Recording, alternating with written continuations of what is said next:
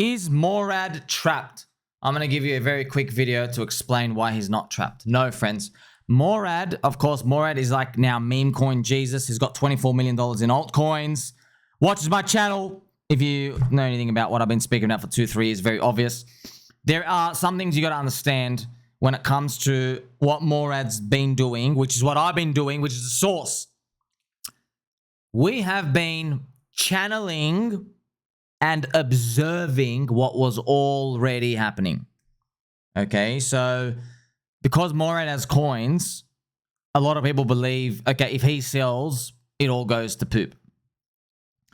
Okay, let me tell you something. If I was Murad, I'd just sell $1 of every coin right now. See what happens. That's number one. Number two, I was already describing what was happening. Okay. XRP army watches Ripple dump on them. They are still there. Okay, so someone who brings attention to a coin dumping doesn't necessarily mean it kills the coin. It's going to test the believers. It doesn't kill anything. And a bull market ends when you run out of buyers. Okay? It has nothing to do with the sellers. So you have somebody in a community who dumps. That's not the end of the bull market. The bull market is when that pool of buyers is gone. Those pools of buyers are gone when you finally exhaust all of them out, which is you've gone the whole distance. When prices are too high and everybody's spent all their money. That's what it comes down to. So that is what happens at the very, very end. Okay, and remember, a bear market ends when you run out of sellers. Okay, so you can come and forcefully buy in a bear market, you can't stop it. You got to run out of the sellers first, and that can only happen with time. And the bull market ends, you run out of buyers, right? So people are going to be making money, GDP is going to be going up of the economy. They will be buying in over time, no matter what you do. Sell everything of a coin right now, there will be people to gobble it up. So if Murad sells his coins, it'll just be a test to each of those community coins. Each of those communities, are they able to just look at each other and go, oh, you know what? We were doing fine without him. We don't actually need him to go up because we got here without him. Yeah, there you go. There you go. It's just what happens is, I know what people are doing. They have no belief themselves, so they think if someone sells, exits a coin, it's all over. Completely wrong.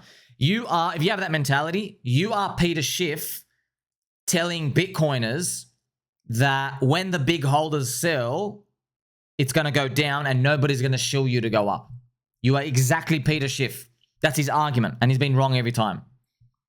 People do promote at the bottom. They do believe prices get cheap, and then we run out of sellers. We eventually run out of sellers. So effectively, what people are also saying is, when you think about it, what people think is they think if Murad sells, he will start an infinite cascading of sell orders, which will infinitely sell the things to zero. No. The people who want to sell, who must sell because they're non-believers, who only joined to follow him, if they start selling, you will eventually run out of them, and you're left with the strong believers again. That's why it's a test. It's a complete test, okay? And then you continue again.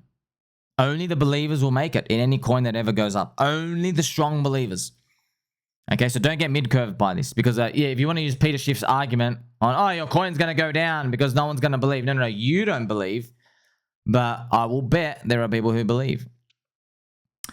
In PIKA to PIKA, the dev dumped 95% of us. 95% price down, and it went down to 10K market cap coin. I didn't even know it was the dev dumping. And I woke up in the middle of the night, I looked at it, I'm like, wow, what a gift. This is such like an amazing top tier blue chip potential meme coin, and this guy's selling it at 10K market cap. I didn't know who the hell it was. Like, okay, sweet. And then the community just bought it back up. He ran out of tokens eventually. And then we look back, we go, oh crap, it was a dev selling. See, you don't need the dev. DogWifHat, most famous example of all. DogWifHat dev sold for $20,000. And then it went 40,000x higher. So he sold for 20 grand. He would have about $2 billion. No. He would have, around 400 million-ish, I think. Yeah, around 400 million. Damn, man. What a G. You know, if he just kept, by the way, wow, just think about this. You know the DogWifHat, the jeet dev? If he just kept 1% of his coins, he would have $4 million today. If he sold 99% of his coins and kept 1%, he would have $4 million today. Instead, he's got zero. You know what he tried to do? He tried to make another coin. He says, I'm the DogWifHat dev. He got that much FOMO. He tried to make another coin. I'm sure he rugged that. I'm sure. I don't know what's going on with it. I forgot the coin name. Do you see? So the dev gone. It's all about network effects and mindshare. But also, of course, the more believers, the better. Yes, it is. It's just showing you that in a network, I know sometimes nodes can be large. Richard Hart is a very, very, very large node. The largest node in PulseChain community. In Chainlink, Sergey is a very large node. In XRP, there's Brad Garlic Breath. He's a large node. In Ethereum, obviously, Vitalik is a very large node, even though they say, oh, no, he's not. Yeah, he is. Yeah, he is. You see? So every coin has a very large node. In Bitcoin, you have Max Kaiser, you have Michael Saylor. They're large nodes, large owners. Okay, you have exchanges that are very large owners too.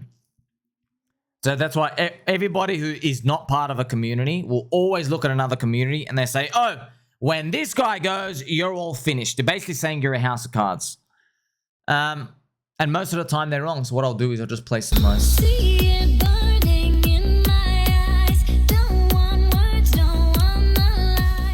This is the defense. This is literally, you know, countries fight like that. What does everybody in America, or they always say, oh, if Vladimir Putin was assassinated, like a big change would occur. And then what you actually find out most of the time is a country just goes back to how it was before. In most cases. Not all, but most. You see? They get rid of one, okay, someone else comes in. I don't know, it's a spirit of the air, man. It's like the air plus culture. There's a lot of variables. Plus people in the politics. Okay, well, that's it. But if crypto are digital communities, network effects, it's the same thing too. But yeah, don't get me wrong. Of course, you want more nodes. The more nodes, the better, which is just people. And you want them to be as big and benevolent as possible. You do. But I'd be very careful on assuming that you know that there's one critical node where if they go, everything's definitely gone. Be very critical about that. You just don't know how many people are like ready to step it up. You just don't know. And how much willpower they have. Okay, but yeah, let's be honest as well. The biggest coins that go up the most, there is a central factor that did it. Like Doge with Elon. Yeah. If Doge never had Elon, who knows where it would be today? It'd still be around. Who knows where it'd be today though? But that's just part of the history now. Yeah, so there's a lot of things to consider. Oh yeah, if Richard Hart walked away from PulseChain, yes, many people would say, okay, you're going to reprice lower for sure. Maybe people say that. So you never really know. But that's, look, it's not, a lot of people get scared of that. But no, you should welcome that because you've identified some stronger nodes in here. So if you can get a good read on the market, these nodes can be slingshot leverage to you getting enormous upside. See, because right now the market, for example, is giving almost like they're giving HEX and PulseChain a 1% chance of a survival. Because they go, oh, Richard Hart's not streaming, he's gone, they're going to be called securities, that's what all believe. That's what they've basically written him off for, okay? But then we're all in here, we know, okay, there's 72 streamers in PulseChain community. Richard Hart doesn't pay him. There are 178 content creators. You got TikTok, you got Instagram, Twitter, YouTube's. Everybody's socials are all growing. You have 2 conferences per year. You see? We got a doctor, we got a pirate, with fluffy microphones. You see what I mean? These things are getting, you see, I'm starting to like show you, oh, maybe it doesn't deserve a 1% survival rate. already in one sentence, I've already got you back up to like an 80% survival rate. Isn't that amazing? It's like, just imagine, like, we're never going to get this ever again, by the way. I don't think we're ever going to get this again, where I can, in one sentence, give you strict, clear bullet points to show you why the market is wrong in the next 12 to 24 months. I could like write them down for you. I go, oh, 1% survival rate, wrong, 200,000 people. 1% survival rate, wrong, 72 streamers. 1% survival rate, wrong, 170 content creators. 1% survival rate, wrong. All of it is just wrong. You're just, market's wrong. You're just going to suck a fat one. But yeah, you can't expect the market to always give you these. These are the life-changing ones, by the way, friends. These are the ones where PulseChain might go so far. You're going to have that Impostors Guilt. You will have that. Because, I know I'm going to have that. I'm going to have that. Because I'm going to think, wow, if I never was able to get it, what would I have been in? And I wouldn't have won as much. But that's basically what it is, friends. It's like you're in a plane, you know, and you go all the way up into the clouds and you look down. You go, wow, if I wasn't in a plane right now, I'd be falling. Yeah, see what I mean? It's like that. You have this, you stop for a moment and just pause. Okay, but like just, you know, take some inspiration from Warren Buffett. These are what you call the home run wins. These are the ones, he goes, you just need one in your lifetime. He finds one every 5 years. Okay, once every 5 to 10 years, he finds something like this. That's why he's like, you know, 80, 100 billion, you know, but he was already, I think he made 1 billion when it was like in 1990s, I think, and just kept compounding. I forgot. But these are the big ones, friends. They come around once every 5 to 10 years. By the way, it's not just PulseChain, but just like crypto industry stuff. You know, Bitcoin being down, this type of cycle stuff. That's what it is. But you get the significance of these. Yes, these are the ones where they're like what the tech boom did in the 1990s. Just set people up for life. You know, so you will look back one day and you think, my gosh, man, if I never had this opportunity, what the hell would I have been in? I know it's a scary thought, but like it's also good to think about that. You want to know why? Because you'll be looking at it like, oh, I could have missed it. It was so delicate and sensitive. Yeah, but what you've actually done is you've looked at the whole field of people who didn't make it. They never made it at all. They never switched over. And you're looking at them like, man, I could have been one of those guys. I know. That's why you stay humble. You just stay humble. That's why I'm here 18 hours a day. Okay, by the way, you didn't have to stay humble. The market will literally duct tape your mouth, pin you on a bed, and make you humble. Okay, so you don't worry about that. But yes, markets, the pendulum and swinging of mind share and speculation, all these things, yeah, it can really wear you down. But you're on the right path, looking for these snowballs, because eventually, man, you just, like I told you, man, how many times I told you in all of my tweets and my videos, I go, guys, the actual juice is conviction, okay? The actual juice is when something's up 10x and everyone's telling you to get out. It's expensive. You just got a 10x. You're greedy. It's going to go down again. And then you say, no, you know what? We're actually still cheap. You can suck a fat one. In fact, you can suck my lollipop. Okay, that's the conviction. And then it goes another 10.